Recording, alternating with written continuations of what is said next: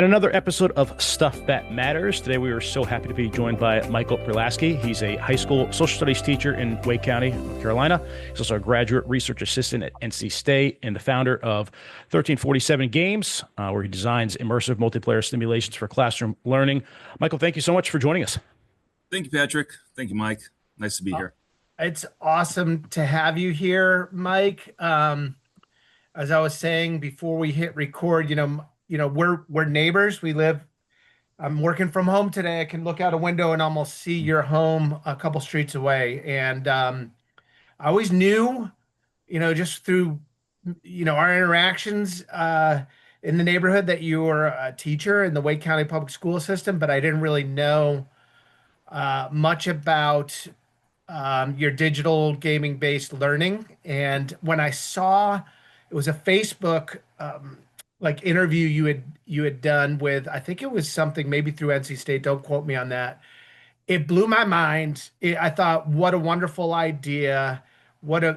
This must have some great results for kids. And I thought we've got to get Mike Prelaske on the pod to share a little bit more or share a lot more about what he's doing and everything around 1347 games. So Mike, can you maybe start with a little bit about your background?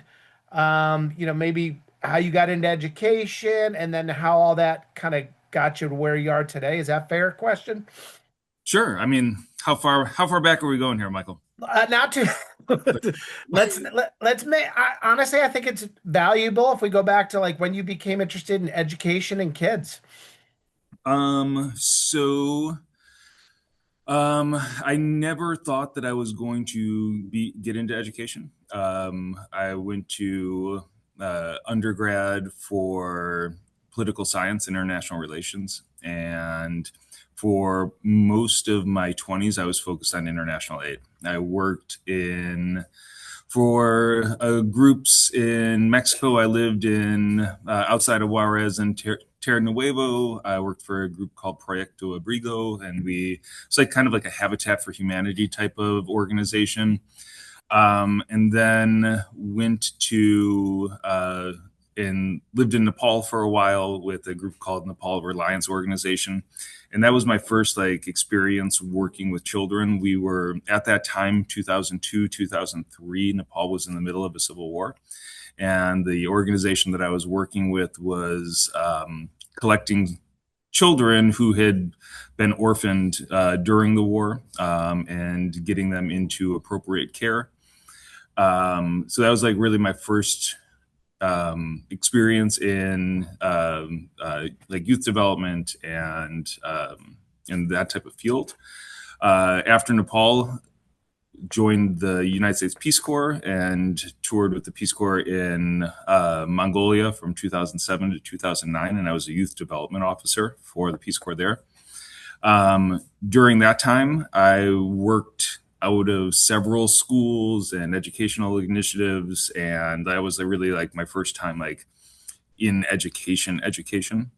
Yeah. So when we returned from the Peace Corps, I ended up getting my master's degree in teaching social studies, teaching secondary social studies, and kind of the rest is history. We ended up in North Carolina because in Chicago there weren't any teaching jobs in 2009 and 10. So we ended up in North Carolina and luckily ended up in Wake County Public Schools. And I've been here at Middle Creek High School in Southwest Wake County for the past, I guess, 13 years now. It doesn't seem like that long, but I guess it's been that long. And I've been teaching social studies here at Middle Creek for that time. During that time, the past 4 years, I've been working on my Ph.D. in learning sciences at NC State, which is where you saw my interview with NC State Magazine. Because right after the pandemic, we began our not-for-profit 1347 Games, Yep. which is focused on creating standards-based multiplayer simulations for the modern learning space. So that's where we're at. That's a lot like some of that descriptors about what 1347 games does. Can you standards based explain that? Like, what does that mean? To folks Yeah. like us who might not know what that Okay. means. So, ready for this one? Yep. Humans learn from two separate modules when you break it down. We learn through story and we learn through play. And if you think about humans, like our physiological modern humans, hunter gatherers, right? 99% of human history. We're sitting around fires and we're like talking about the experiences, right? That we learn through story. This is what this bush looks like. Those berries are going to kill you. This is what Yeah. this bush looks like. Those berries are good to eat. This is how this is how you hunt. I'm being stereotypical towards hunter gatherers. This is how you hunt a woolly mammoth, right? We learn through those stories, right? So the first time we experience something, we have like some type of idea about things, right? Dangers and like opportunities. But we also learn through play, Yeah. and we play war, right? We play house. Yeah. We play these things because we are attempting to simulate real things that happen in life in low stakes environments. Yeah. And in the American education system, we're really good at teaching through story. Like we read books, right? We have lectures, we watch videos, we do all these things. We learn through story, Yeah. but play is an important part of learning.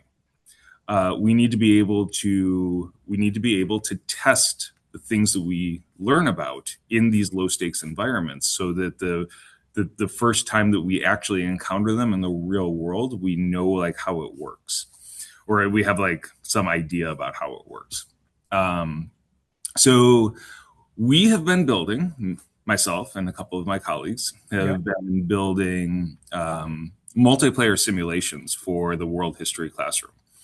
Over the past 13 years, we've been putting these things together so that students can play with history. There's lots of games out there, right? Like player versus environment games. Like there's games, right? Like Oregon Trail and like stuff like that. There's games out there, but those are like those types of games. Not that there's anything wrong with those types of games. They all have like their place. It's hard to really get good lessons out of single player experiences. Because history in life, it's not like a linear thing, right? There's so much else going on rather than like, why did Mike make this decision? That seems like a bad decision in retrospect, but like it's really hard to get a good understanding of why anybody does something without seeing like all of the other people around them that are making decisions that are impacting the decisions.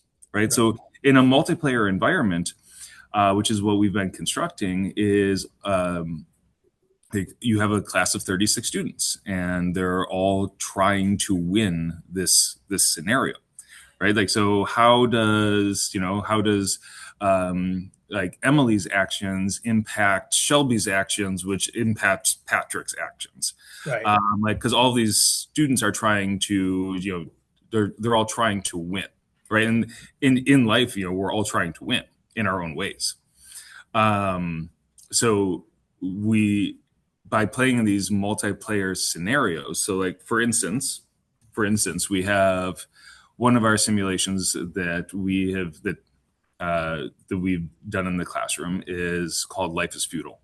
And it is a simulation on the feudal system in pre-Norman England. And what it is every student is essentially a count or a duke or a duchess or whatever in this feudal system in historical England. And they're all trying to work together towards a common objective, like the preservation of their kingdom. But they get their grade based on who ends the simulation with the most money. So they all need to work together as a group. Right. But they're working individually also. So very like prisoner's dilemma type of scenarios. Right? Like how does my selfish actions work with the good of the group? How do people like enforce social norms? Like all of those things are part of like multiplayer experiences that you can't get in single player Single experiences. player. So let me jump in real quick if you don't mind. My first like 15 years of work, I was in a wilderness program and it was called like experiential education, right? And Mhm. we did a lot of like low ropes course activities where it was like moving a group of 10 individuals through a challenge, and that challenge required a lot of things, right? It required someone to step up and kind of takes a leadership role, and that individual had to listen really well to suggestions, and but it also took like a facilitator to help maybe not guide that group through it, but be able to debrief those activities and really pull out a lot of the learning that maybe was lost during the activity. Is that does that does that apply to what you guys are doing as teachers, as facilitators? Does that question even make sense? Yeah, well, I mean, of course, like so, like you have a goal, right? So let's say our goal on a high ropes course to stay on topic there, right, is to get from point A to point B, right? If you don't have like a facilitator there, you have no idea what the person's going to do. Like they might not even go up the ropes at all. They might just walk from on the ground from point A to point B. Like we don't know what they're going to do without the purpose of the facilitator is to guide that experience, Right. and the experience of the high ropes course is being up there and doing those tasks in like that stressful fear-inducing situation. But would people put themselves in that situation without that facilitator? Right. Would they get the lesson without that person guiding those inputs? Okay. Mike, if I could dive into this technology as a whole, digital gaming based learning, when did it really start to take shape? You mentioned the Oregon Trail, and if I could go back to grade school, I remember there were a couple classes I took where back in like the early days of computers being utilized in the classroom. Oregon Trail and maybe similar games were being utilized for a couple classes when I was younger, but for the most part, like my high school education, college and whatnot, and I graduated college in 2014, high school in 2010. As recently as 10 years ago, it really wasn't being utilized a ton. So as a whole, this type of technology, when did it really start to take shape? And, what are some of the, I guess, opportunities moving forward with this type of learning? Oh, so I mean, you're like asking me like my super nerd powers here. So, I guess so. Yeah. so digital game-based learning started in 1967 with a game called the Sumerian. Is it the Sumerian game? The Sumerian. I remember playing that with a couple buddies in the neighborhood. Yeah. I'm old, but not that old. So yeah. So the first game was, oh, why can't I remember this now? The Sumerian game, Sumerian situation. Um, Anyways, it was this big database game that came out in the late 1960s, and it was a simulation, digital simulation about resource management and agricultural management that like literally was done on carts, right? Like on the old like cards. Only, I mean, I think maybe hundreds of these systems went out, if even then. Like very very few people ever play this anyways. Um so over the next dozen years up until like the 1980s, we have very little types of digital game-based learning. In the 1980s, there's a like as personal computers start to emerge, you start to see some types of game-based learning, like math games and things like that. And then finally, we get like Oregon Trail, which is like one of the ones that we probably all are familiar with. Yeah. Um, so game-based learning in education historically is really really difficult to do historically because so like from the 80s and like 80s 90s, you have very limited technological integration into most US high schools, Mhm. right? Like Yeah. um I went to high school from 1993 and I graduated in 97. And like, I think when I was a sophomore, we got our first computer lab. And I mean, I went to school in Chicago. Like, it's not like I was just like out in the, Right. like out in the hinterlands. So like, that was our first school computer lab. And schools across the country, as they were beginning to digitize through the 80s and 90s and early 2000s, like they all had different types of hardware, right? Like some schools were Apple schools, some schools were, PC schools. You had all different types of hardware, all different types of, uh, like policies on computers across US education. And, you know, you make an education game back in the 80s and 90s. How did you get it onto a computer? A desk. Patrick, how did you get it onto Patrick is, he probably doesn't even know this. I don't remember. Yeah. Get things onto a computer back before 2010, Patrick. Floppy disk of some kind. I suppose, yeah, floppy disk. Yeah. And then Yeah. obviously eventually You had to USB drives. And yeah, we've you had to have upgraded. you had to have a hard disk to transfer that information. So if you were an educational software maker back in the 80s or 90s, you not only have to produce that game, but then you have to package it and you have to actually physically get it into the hands of teachers because they have to physically or put it onto their computers. So the ROI on educational software through the 80s and 90s was historically low. Like that's just a tough market. First of all, you don't. There's not enough money in education anyway, right? Well, right. So like you have to buy each of those copies, and some schools run Mac, some schools run PC. Right. It's some schools' computers are old. You don't know if this software is gonna run on that program. And that's kind of been the thing up until like the teens. And really, even through the teens, COVID is going to change everything. It's going to change everything. That's where 1347 emerges from. That's why we call it 1347. So 1347 referencing the Black Death. COVID. Mhm. Yeah. Yeah. So like we were, in the midst of COVID when we formed 1347. So we named it after the Black Death because we were, we're history nerds. So after COVID and this country goes digital, right? When US school systems go remote, it forces them into like standardization. So now schools give their students all Chromebooks, right? They're cheap. They're able to access the internet easily. They have a standard platform now. So now, post 2020, we're entering this world where now we can make things for everybody. Right.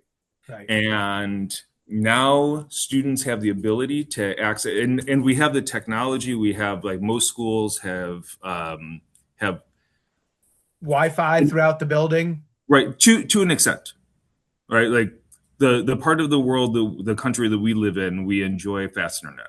Right. We enjoy like connectivity. There's still lots of parts of the country that do not enjoy that. But for the most part, it is becoming more ubiquitous across the United States. So now we have this uniform platform. So now we can start and we have a delivery method, right? Because now we can run programs off of the internet, Right. Web-based programs. And now we can actually start building simulations and building games that we can reach everybody. Right. You mentioned a lot there, and one of the things that jumped out to me is COVID changed everything, even in our space, the mental health space, right? Mm. Like remote virtual therapy sessions became universally accepted by like insurance companies, right? So insurance companies at some point had to adapt and accept and provide secure ways that their providers could provide, do their job, do therapy with individuals remotely. One of the things I wanted to ask you was going back to something I wrote down watching the piece from NC State, I think the words you used were like some of the issues with our educational system. It wasn't an exact quote, Mm. but can you talk a little bit about that and how game-based and I'm going to get the acronym wrong, but what you're providing at 1347, Mm. how that solves some of those issues. Does that make sense? Yes. Okay. So okay. So there's a lot to unpack there, right? And we have so at 1347, we're dedicated to bringing like these free to play simulations, high quality standards based simulations to the classroom that a teacher might be unable to provide. There's a lot of things that are happening with modern education. Class sizes are gigantic, even though like on paper, this is something that I was actually writing about yesterday that ties into this. I saw like a post about, like somebody like talking about like this one like singular problem of education. Right.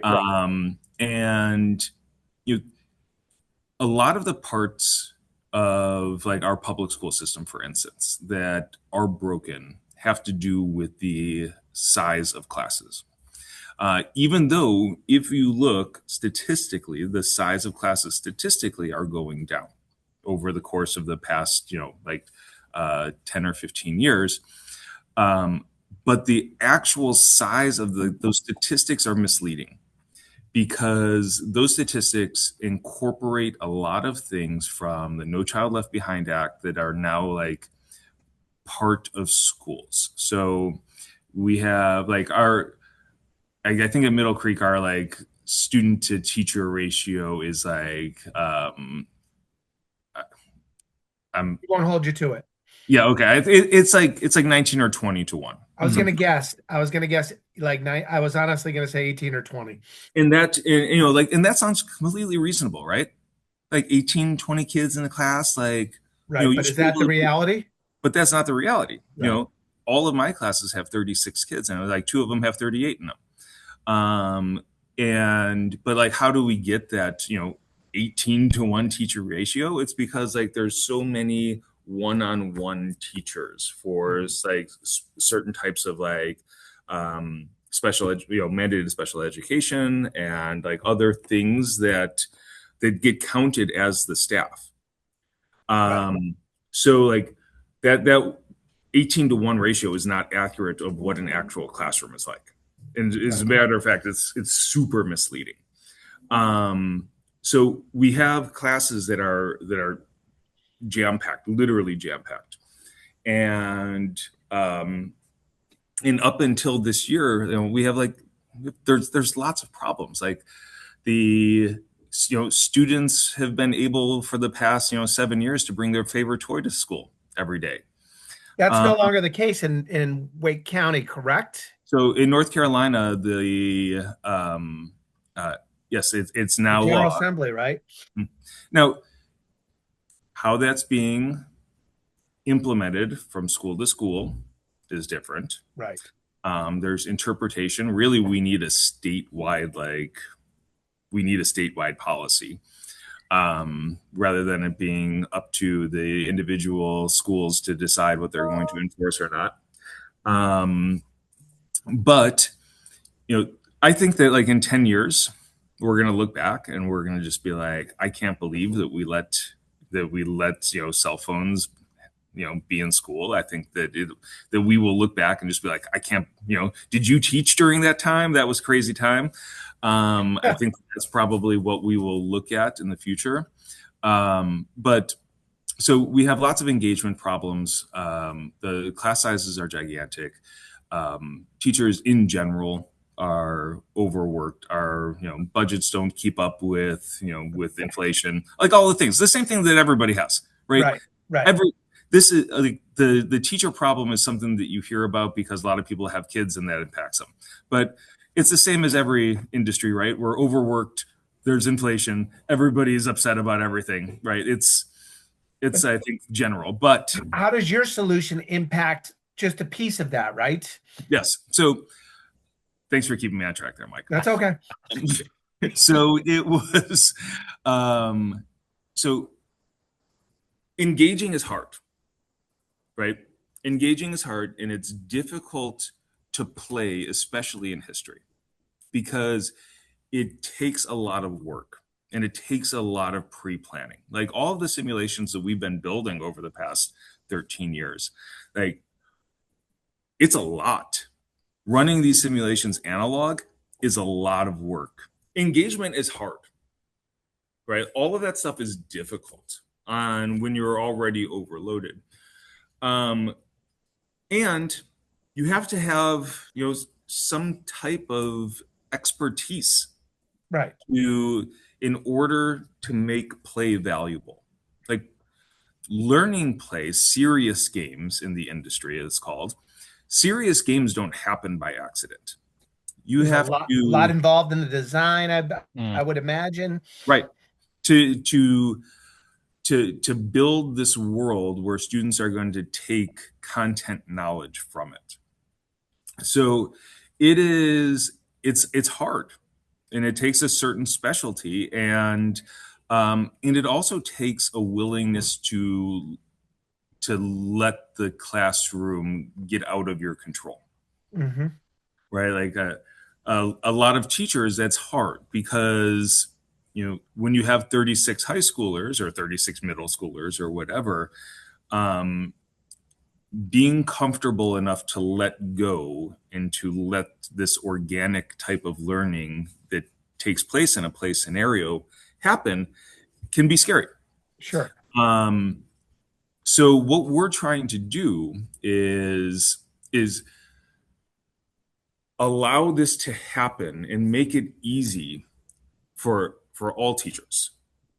So the analog games, thousands of students have played across Southwest Wake County. Like lots of teachers have used these scenarios in analog, but once again, it takes a teacher that wants to do that, Right. right? And that's interested in doing that and is comfortable doing that. And honestly, it takes a certain level of expertise in the content area to make that happen correctly.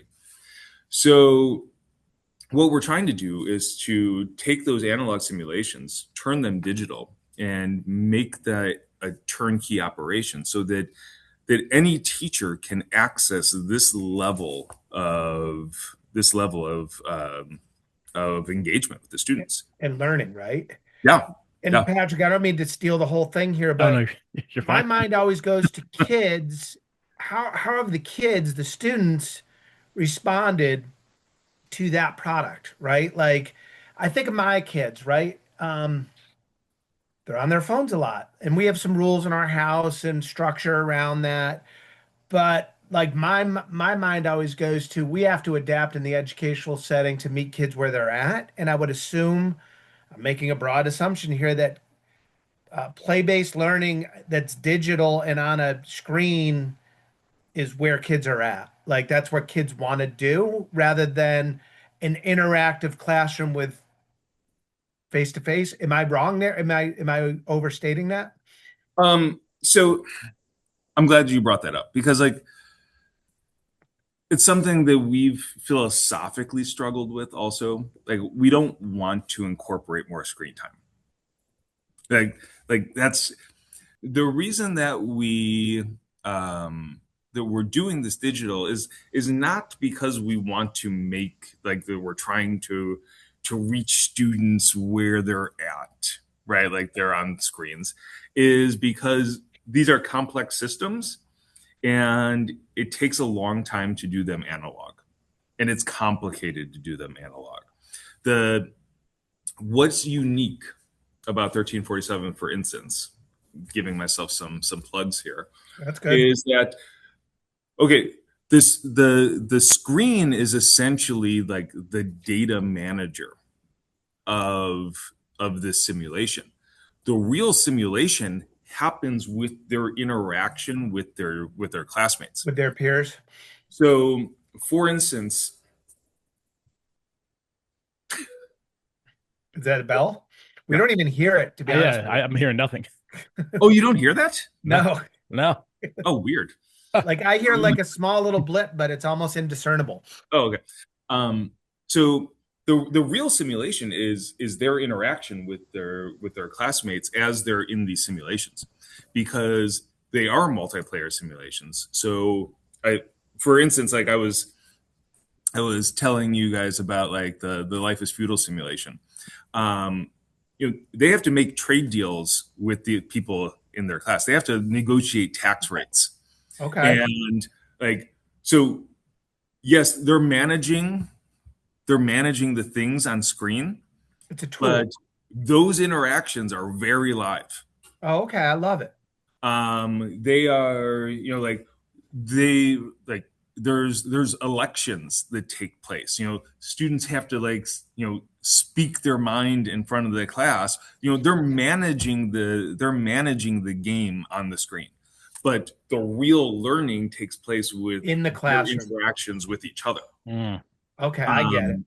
So that's kind of like, I mean, we've been like toying with this idea of like hybrid multiplayer. It is digital. I mean, could you do this at home? Yeah, 100%. Like, Right. do they have, like the simulations are single player also, like where you could play it, like run through a simulation by yourself. They are more fun and more engaging, and like the purpose is the multiplayer environment. But could could a homeschool collective where everybody's at their home play the simulation and still communicate, on the screen? Yes. It's designed for in-person multiplayer play. So like back in the day, like when you'd have like LAN parties, right, where everybody would bring like their TV screen or their monitors and their things, and they would be sitting in a room like gaming together. Like, think of it more like that. Okay. Would you welcome Robin Williams? America on TV again! There must be some sport where they don't do drugs. I mean, they're not golfers on cocaine sitting at the first tee going, 4, 5, get it out of here! Good morning, Vietnam!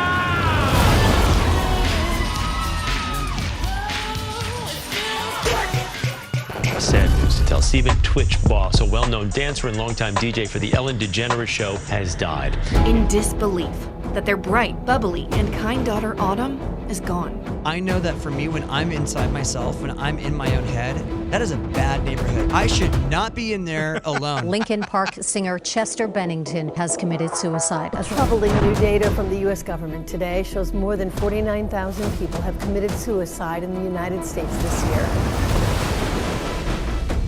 Hanged himself. Has died of suicide. Suicide. Has died. Died by suicide. 8 Myers Park High School students have died by suicide. Teacher who was missing, apparent suicide. Student died by suicide. Robin Williams is dead at the age of 63. We have actually lost more veterans to suicide in the past 10 years than we lost soldiers in the Vietnam War, which lasted 20 years. So many people are suffering in silence because they have not identified that person, that organization that they can talk to about what they're going through. I think what people oftentimes are looking for when they're troubled is just empathy. Just somebody who says, I hear you. What is 988? I do not know. 988? I have no clue. 988, okay. I don't know. There are things that we can do to help offset the impact of the storm, but the storm is coming.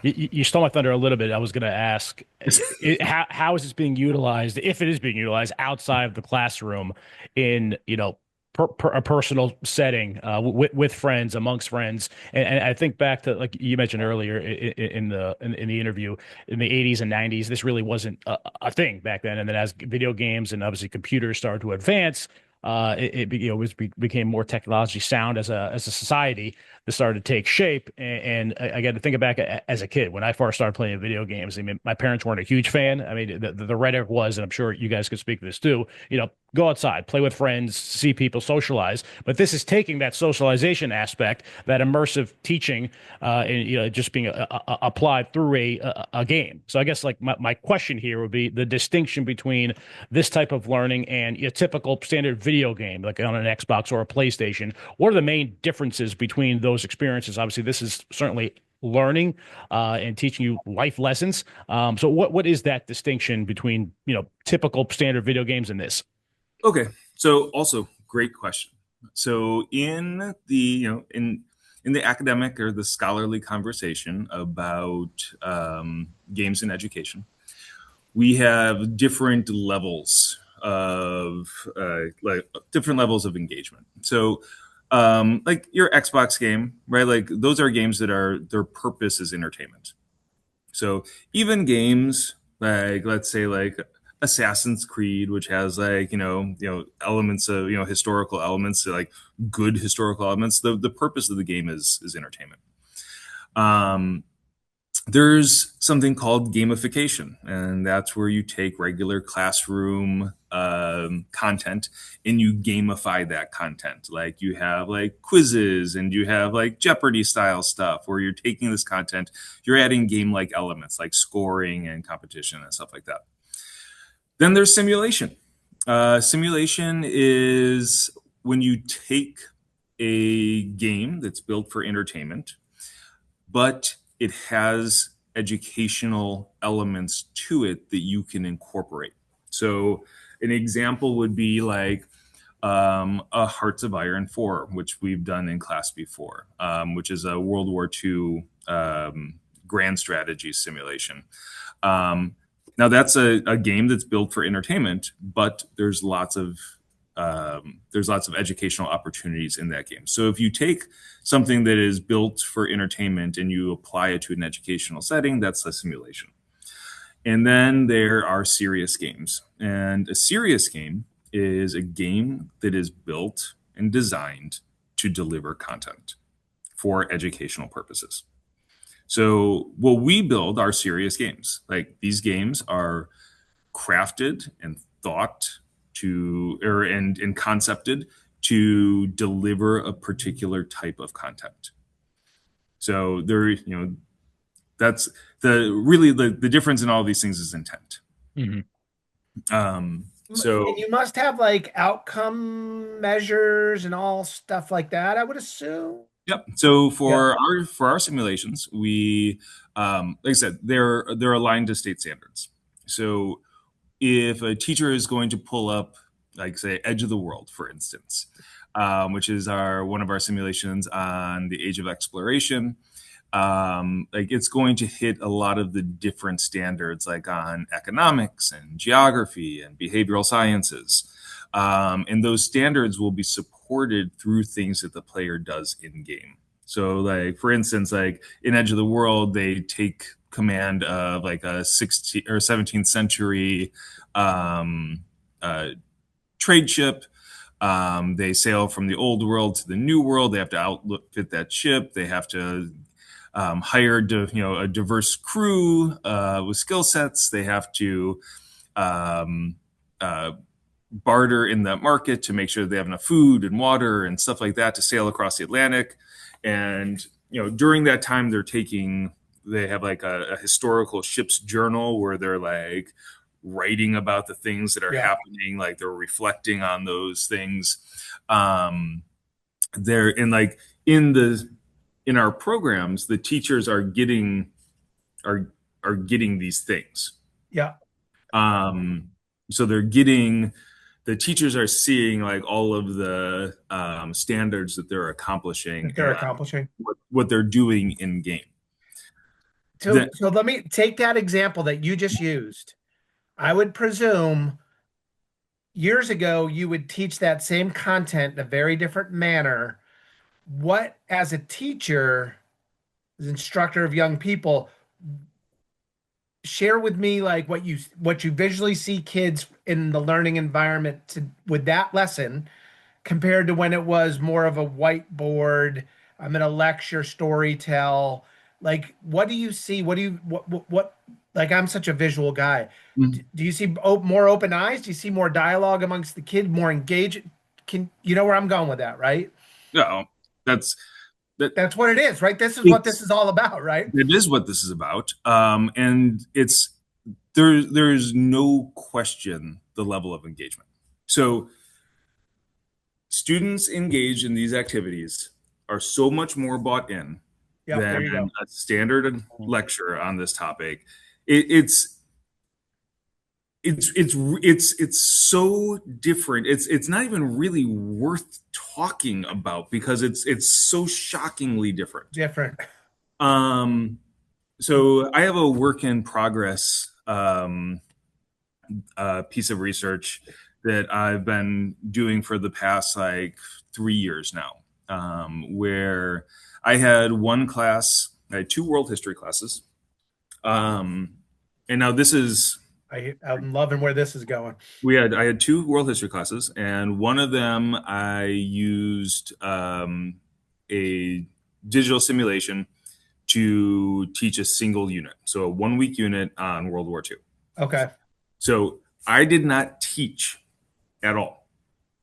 I didn't teach that class at all. I set up the structure. We played the simulation, which was we used Hearts of Iron 4, and which is like that World War II simulation I was telling you about. Yep. Everybody had a different role in the government, and I think that we played as England so that we could play from like 1936. Okay. Everybody had a different role in the government of England, of wartime England. Okay. So, and then we let the simulation run in real time. So like every minute was like a day. A day. And then over the course of that week, we got through the 9 years of World War II, but they were trying to make the best decisions, knowing what was going to happen. Like the simulation reacts like historically, they knew that they were going to go to war with Germany in 3 years, and they were still arguing about like what, based on each of their roles in the government, like arguing for resources, like we need more money for planes. No, we need more money for ships. No, we need to engage diplomatically, like depending on what their role was. Even knowing what was going to happen, we still. So I did not teach them at all. I didn't do anything besides for manage the simulation. Yeah. And then my other class, I gave them the business. The traditional. Right. And like, I'm good. Very good. I'm a storyteller. Like my normal class is a good class. So I gave them pre-tests before the unit began, and to measure their knowledge coming into it. And then at the end of the unit, I gave them their post-test. These kids that engaged in the simulation, right, scored a little bit higher on average. I think like 7% higher. And that doesn't seem like, oh, that's not really statistically significant. The kids, like the top scoring kids, all the top scoring kids did well. What was really interesting was the kids that scored poorly at the bottom of the pretest. The bottom, like I think I took a the bottom quartile. The bottom quartile in the traditional class really did not increase that much. They stayed down. The bottom quartile in the simulation class, grew exponentially. And what I've been doing, this is 3 years ago, is that every year now, I bring them back to take content tests to see what their retention level is. And the simulation kids maintain a high retention of the topic versus the traditional kids whose retention has been steadily declining. And the super interesting thing is that the bottom quartile students maintain that also. So that's so cool because, and I don't know, and we could probably talk to you for hours around learning styles, right? Like but I think about my personal experience learning in a public school setting.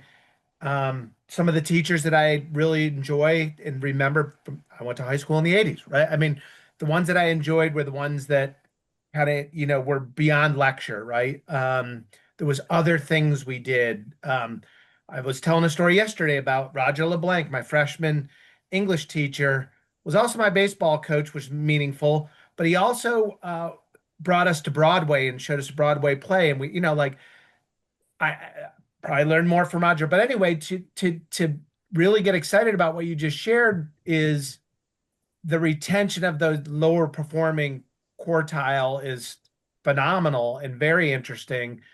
And I think about my kid who's pretty smart, my high schooler. I feel like he's a smart guy, but sometimes I feel like he just crams in some studying the night before just to retain it and get it out onto a test the next day. And then I don't know where that information goes. He may have lost it 4 days later. I think that learning, that engaged learning by doing is extremely valuable. And I'm sure there's research that demonstrates beyond what your research shows, like that engaged learning by doing, the give and take, the serve and volley type of stuff in a classroom setting is awesome. Mm-hmm. Well, I mean, retention is the key. Right. Like, what are we doing? What are we doing if you're just regurgitating to not be able to apply it? There's no transfer skills. Right. There's no cognitive recall. All of that. I mean, what are we doing? Yeah, we're not trying to make kids better regurgitators of information, right? That's not the goal. Just like at New Hope, we don't want to produce kids who just follow direction from a staff member. We want them to internalize the therapy and be able to go out into the real world and be able to use the skills in real life situations for the rest of their lives. If only this existed, maybe it does. I don't know what's in the works currently now with 3047, but I could think back to some other core subjects while I was a student. I mean, math, for example. Like there are some things where you're being lectured throughout the course of a class. You have your notebook in front of you, and you're maybe retaining it for all of 10 to 15 seconds, and leading up to a test or an exam, and then right after that's over, like to Mike, to your point, it just goes out your brain. So I don't know if there are opportunities for this in the future for other subjects in class. Obviously, from my understanding, 3047 specializes for social studies classrooms. But Mike, correct me if I'm wrong. Is there any potential for this to be utilized elsewhere in school and for other subjects? Well, so yeah. The short answer is anywhere, yes. Right? Like everything that we learn has application. Right, like the purpose of learning anything is to apply it. So I can envision in any subject area that things like this are possible. Like for 1347, like our goal is first to incorporate like the world history and then U.S. history, like social studies subjects. That's our specialty, but we're going to scale vertically across not just like secondary, but middle school and elementary school. Mm-hmm. But I can envision us also scaling horizontally across different subject areas. Some are going to be not more applicable. Every single topic that we learn has some type of application. Some are going to be easier to design those than others, right? Like for instance, like for math, right? Like we learn math for a purpose. It's not just a cognition exercise, which is of course really good for cognition also, but we learn math like to solve specific types of problems.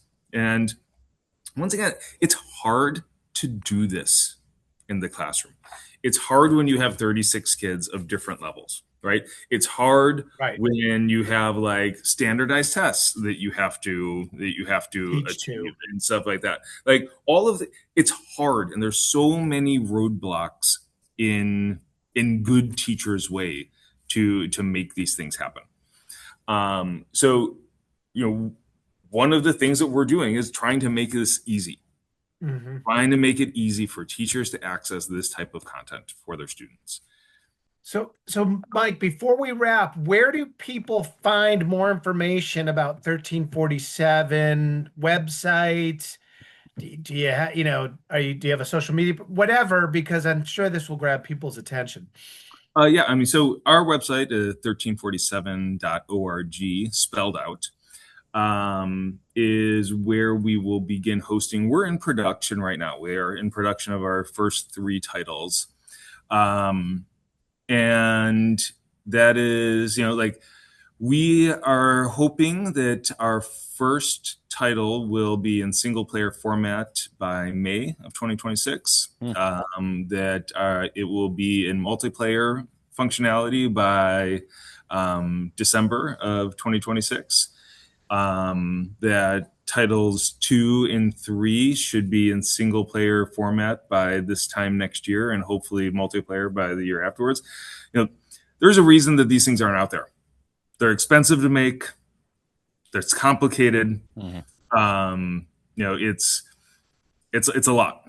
It's a lot. These things are. There's a reason that we don't have these out there available right now. And as far as I know, we're the only studio that are making what I'm describing to you. So follow us, 1347.org.